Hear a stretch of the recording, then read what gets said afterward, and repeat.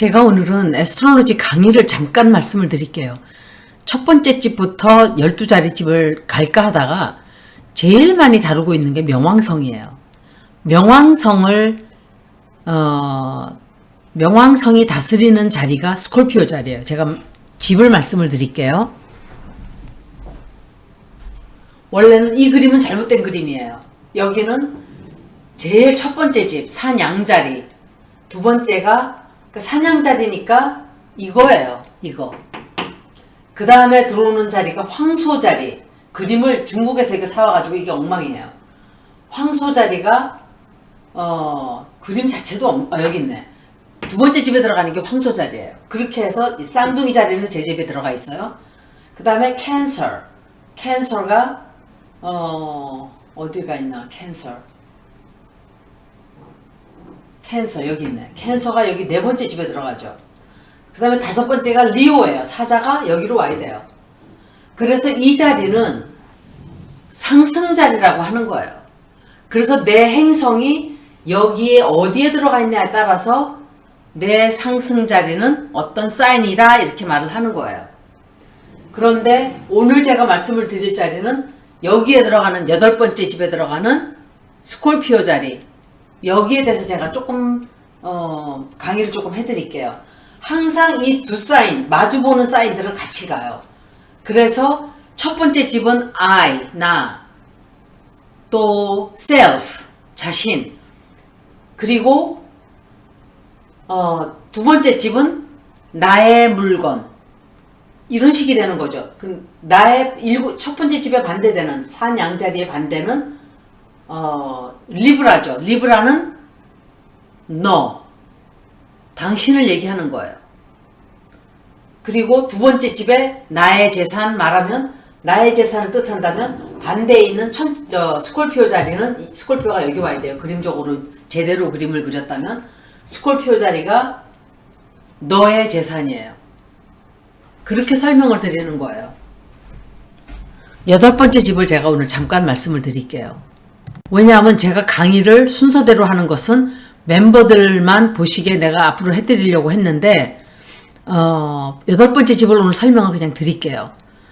여덟 번째 집은 파워예요. 파워. 그리고 트랜스포메이션, 변신. 트랜스포메이션은 변신이야. 점성학을 배우려면 영어를 해야 돼요, 여러분. 이거는 영어를 못하고는 배우기가 상당히 힘들어요. 점성학 책이 나와 있는지도 저는 모르겠어요, 한국에. 제가 테로 리딩을 처음 3년 전에 하기 시작할 때 한국에 어떤 상황인지도 저는 아무것도 몰랐어요. 그런데 해설을 해놓은 책들이 많다 그래요, 타로가. 그런데 사람들이 해설하는 방법을 보면 저랑은 너무 달라요.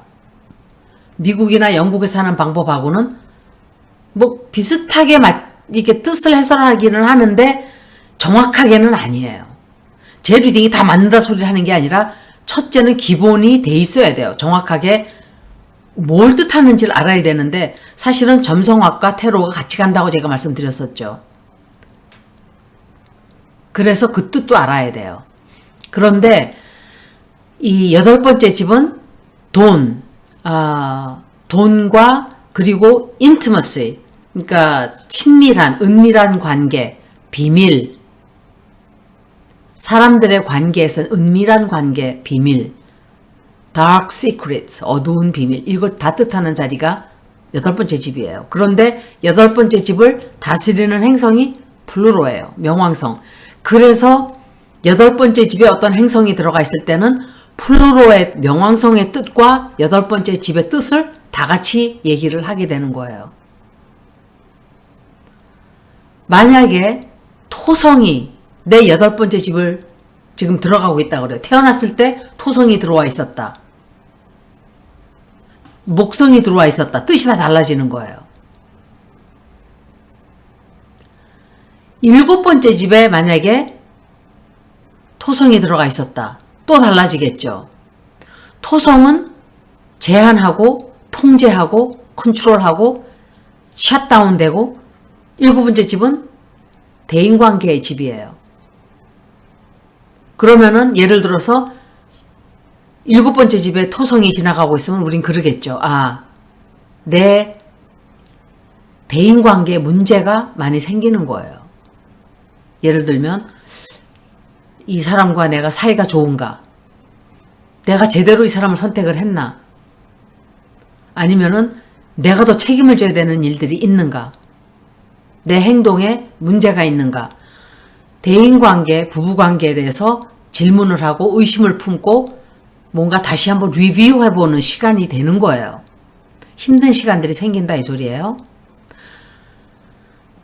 만약에 7번째 집에서 그렇게 하지 못하고 토성이 8번째 집으로 들어가면 이제 어떤 일이 생길까요? 문제가 생겨서 무너져 내리겠죠. 바람을 핀다든지 8번째 집은 비밀을 뜻하는 자리이기도 하고 그런 자리이기 때문에 뭐 좀 그런 일이 생길 수도 있어요. 그래서 토성이 8번째 집을 지나간다는 것은 대인관계, 부부관계에서 우리가 얼마나 서로 주고받고 감정적으로, 경제적으로 얼마나 누가 책임을 지고 누가 얼마나 더 하고 덜 하고 또는 탁식 릴레이션십이라는 게 있죠. 탁식이라는 것은 아주 독극물 같은 두 사람 사이가 아주 좋지 않은 탁식 패밀리라 그러죠. 아주 좋지 않은 가족 관계를 탁식 패밀리라 그래요. 서로 간에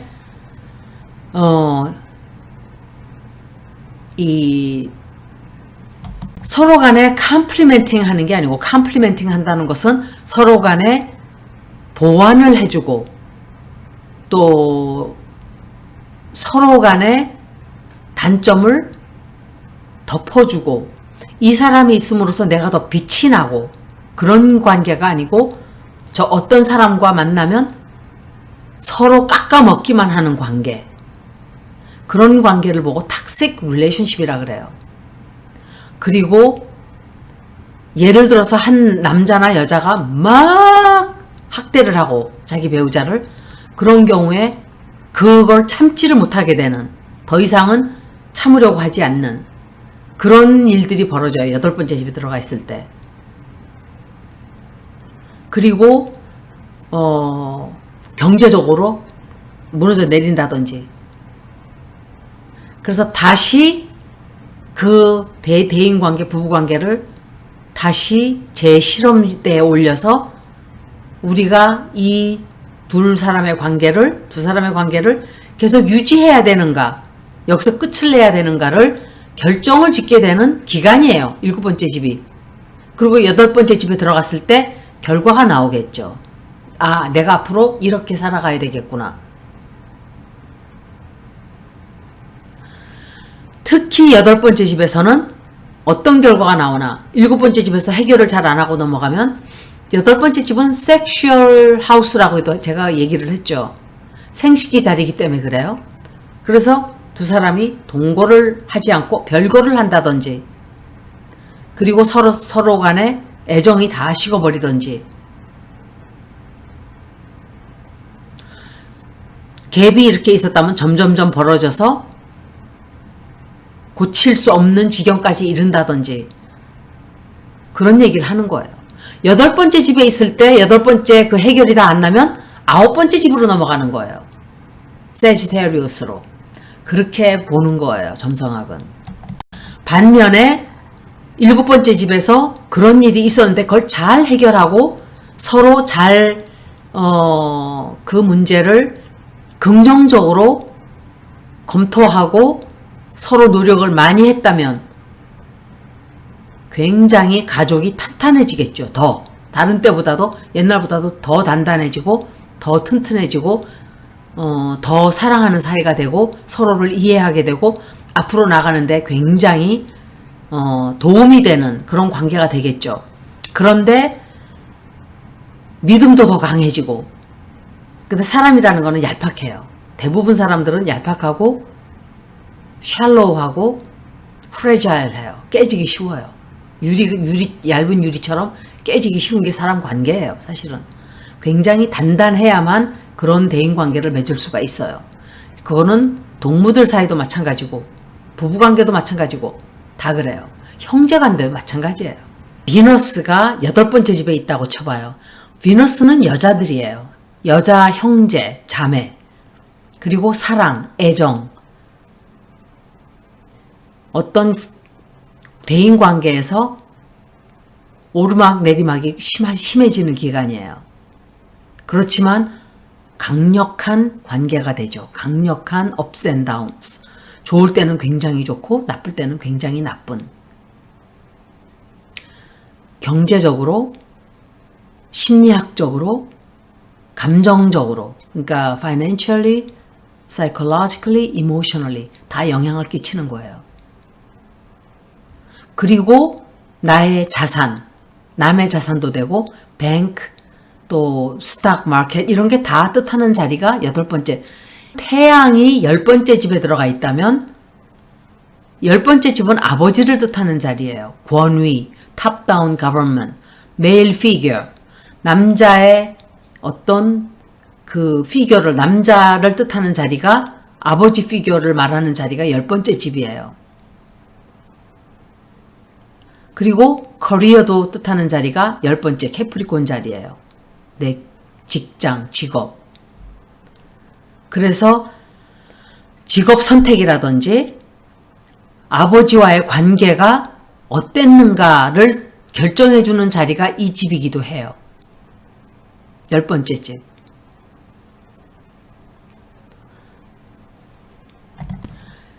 8번째 집은 스콜피오 자리이기 때문에 물 쌓인 자리죠. 물. fixed water예요. 여기는. 그래서 항상 이 워터 사인들은 평화스럽고 하모니를 추구하지만 그것을 유지하기가 굉장히 힘든 사인이기도 해요. 왜냐하면 너무 예민하고 워터 사인들은 다 예민해요. 대부분.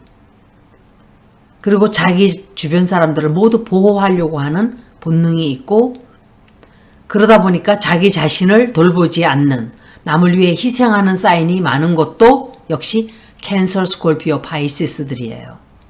남을 위해 희생하는 사람들이 많은 자리가.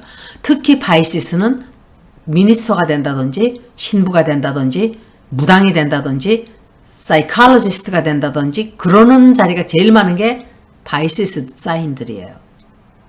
어느 쪽으로나 사람의 정신을 담당하고자 하는 영향력을 많이 끼치죠. 그래서 토성이 8번째 집을 지날 때는 역시 나 자신을 좀 돌봐라 하는 사인이기도 해요. 8번째 집에서 반대 집이 4번째 집이에요. 캔서 자리예요. 캔서 자리이기 때문에 이 캔서 자리는 원래 여기 와야 돼. 이 자리에. 이 그림을 잘못 프린트아웃 한 거예요. 지금 차트를 오락했는데 보니까 엉터리 그림이에요. 에리스, 토러스, 제미나이 이건 제대로 들어갔다 그랬죠. 캔서 이게 열로 와야 돼요. 캔서 자리 역시 물이에요. 그냥 리퀴드 워터예요. 이거는. 이 자리가 뜻하는 뜻은 childhood, 어린아이 시절, 그리고 엄마, 아이들 다 뜻하는 게 4번째 집이에요. 그리고 국가, 나의 나라, 나의 모국 다 뜻하는 자리죠. 1번째 집은 뜻하는 뜻은 우리 아이들의 사는 가정 환경 그리고 또 어떤 뜻이 있냐면 내 배우자의 재산도 돼요. 2번째 집은 비너스가 담당하는 자리가 황소 자리라고 했죠. 황소 자리는 내 돈이고 내 경제적인 형편이라면 8번째 집은 내 배우자의 경제 사정이에요. 그리고 증권 이런 거 뜻하지만 my partner's financial situation도 뜻해요. 그리고 다른 말로 말하면 3번째 집에서부터 6번째 자리이기 때문에 3번째 집으로부터 6번째 자리가 스콜피오 자리예요. 그래서 내 형제 자매도 뜻해요. 여기에 형제 자매가 아플 수 있는 그런 사인이 보이는 게 바로 요런 뜻도 돼요. 그리고 다른 걸 또 뜻하면 내 아이들을 뜻하는 게 4번째 집이라 그랬죠. 그래서 4번째, 5번째 집으로부터는 4번째가 들어가는 거예요. 그래서 내 아이의 사는 환경도 뜻해요. 그래서 8번째 집을 여기까지 마치는데 굉장히 간단하게 말을 한다고 했는데 좀 더 헷갈린 게 아닌가 생각을 해요. 이거는 공부를 조금 해야 돼요. 제가 나중에 다시 첫 번째부터 10번째, 12번째까지 하우스를 설명을 다 해드리면서 더 강의를 해드릴게요. 여기까지 들어주셔서 고맙습니다.